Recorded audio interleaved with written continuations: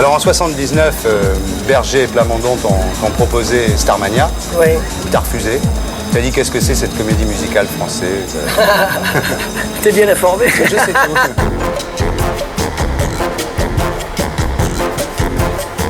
Dubois, bonsoir. Au Québec, t'es une star énorme, non?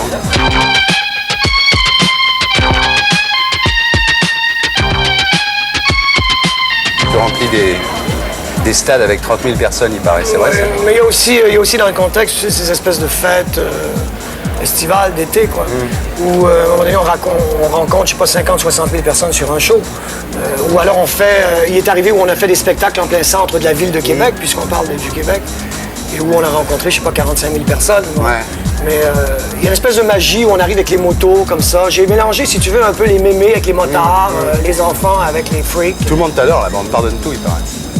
Ils n'ont pas tellement le choix, j'en fais tellement. Ou alors on m'oublie ou on me pardonne tout. Alors en 79, Berger et Plamondon t'ont proposé Starmania. Oui. T'as refusé. T'as dit qu'est-ce que c'est cette comédie musicale française? T'es bien informé. Je sais tout. Je sais tout. Ouais, mais ça correspondait pas tellement. À l'époque, tu sais, j'habitais Bearsville, Woodstock, dans l'État de New York, et j'avoue que je m'éclatais un peu mieux, tu vois, à faire une espèce de musique complètement craquée plutôt que d'aller faire des comédies musicales. J'ai pas tellement été un enfant de l'école, du spectacle, moi. J'ai plutôt été un avorté de la rue, tu vois. Ouais. Et t'as pas voulu? Non, pas vraiment.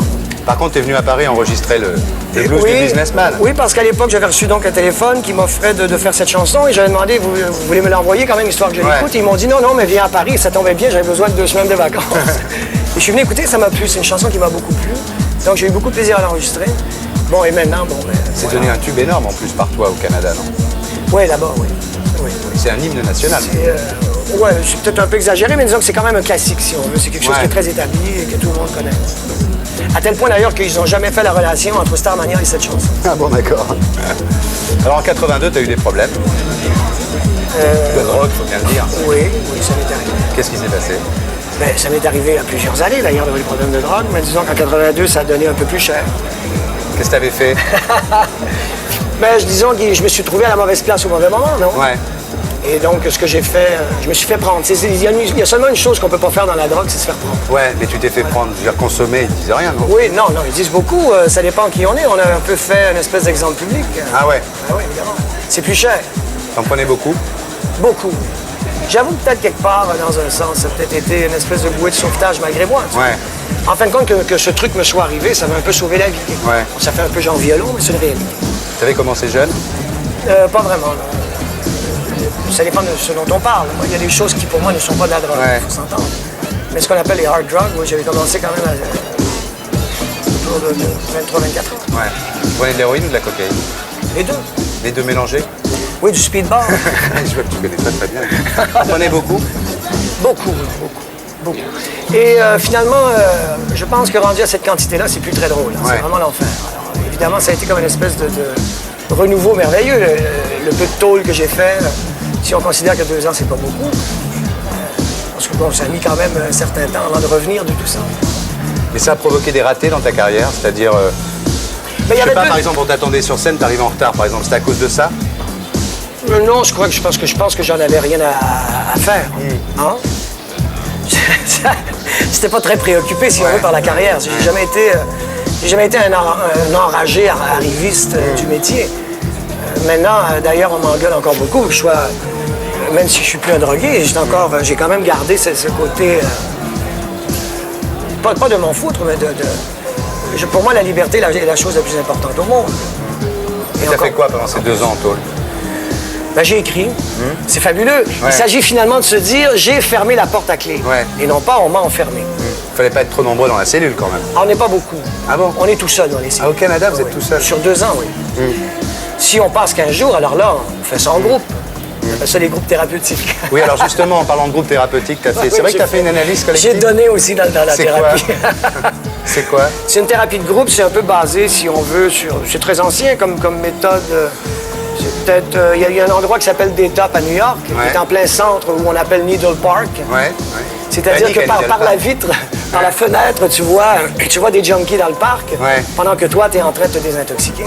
Alors c'est assez génial comme école. T'as mis combien de temps pour désintoxiquer là-bas? Oh, j'ai mis, je crois qu'après 4 mois, c'était quand même assez net, mais j'avais quand même fait 2 ans de tolérance. Ouais. J'avais donc pris une espèce de décision d'arrêter en tôle, parce qu'en tôle, c'était très facile, il y en avait plus qu'à l'extérieur. Ah bon? Ah oui, évidemment. T'en prenais pas, toi? Ben, au début, un peu. Donc c'est en tôle que t'as décroché, en fait. Oui, parce que j'avais pas le choix, ça coûte très très cher en tôle. Ah oui, C'est 4-5 fois plus cher qu'à l'extérieur. Et l'approbation, c'était quoi après?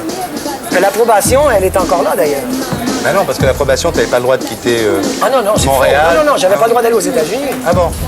À part ça, j'avais le La droit d'aller France, vous avez le droit de partout, là, venir. non. Mais oui, Ah mais bon, oui. d'accord.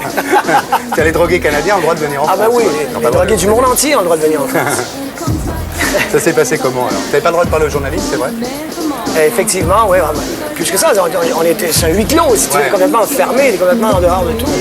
Et ça a quand même duré, bon, un certain temps. Ouais.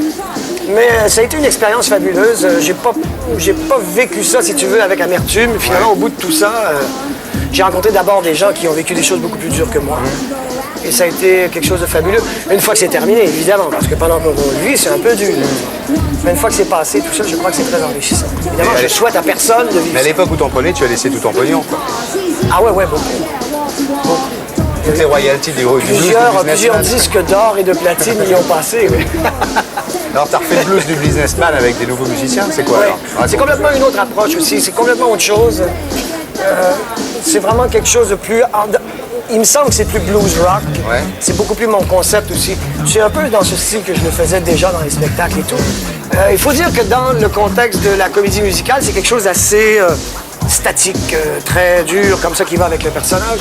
Et je pense que le disque va donner beaucoup plus un côté émotion et C'est plus heavy, quoi. Plus heavy. Ouais. Beaucoup plus. Avec des grattes et tout. ouais. Qu'est-ce Et qu'a des fait- envolées aussi. Et des envolées. Qu'est-ce qui a fait ça? Il y a Jean-François et aussi le guitariste de Richard, qui était le guitariste de Bachoum, qui a fait des Bernard. arts. Ouais. Oui. C'est du monde qui sont très ouverts. Tu vis comment à Paris alors? Ben, dans une espèce de tour assez spécial, le Concorde Lafayette, mais je me sauve quand même, je glisse. Et comment tu fais pour trouver de la dope à Paris alors? Je regarde les autres, Ouais. c'est facile. T'en prends pas là? C'est ça. Ça se voit, regarde les yeux. Ouais, non, t'es très bien. Vas-y, tu regardes l'œil comme ça, tu vois. Et pour être sûr de ne rien rater de Inarditube, abonnez-vous et mettez un pouce bleu.